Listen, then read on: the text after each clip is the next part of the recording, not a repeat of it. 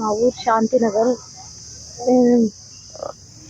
అతను మా ఇంటికి వస్తా పోతా మా డాడీతో లావాదేవీలు పెట్టుకుంటా 4 years నుంచి పరిచయము. నన్ను లవ్ చేస్తానని పెళ్లి చేసుకుంటానని మోసం చేసినాడు.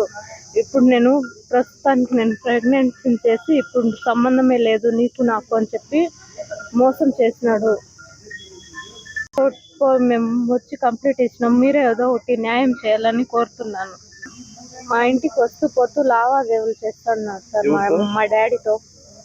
అట్లా పరిచయం అయినాడు 4 సంవత్సరాల నుంచి.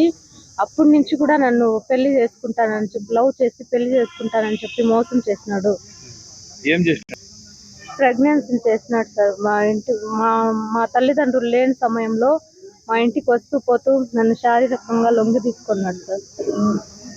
కాదు దానికి దీనికి ఏం సంబంధం లేదని చెప్పి నన్ను మోసం చేసినాడు సార్. దీనిలో పరిష్కారం చూపించాను సార్. అవును సార్, మా పేరెంట్స్తో నేను చెప్పినాను, పిలిపించి కూడా వాళ్ళు చెప్పినారు సార్. అయినా కూడా తను ఒప్పుకోలేదు సార్. నేను కాదు అనే చెప్తాను.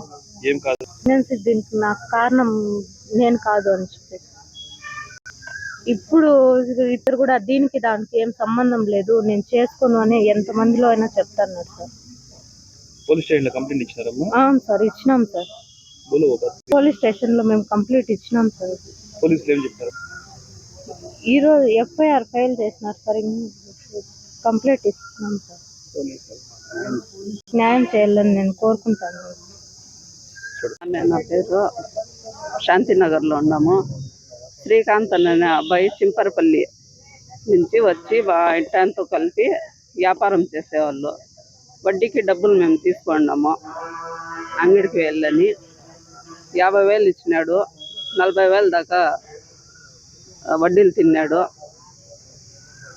అట్లా నా బిడ్డని చీటింగ్ చేసినాడు.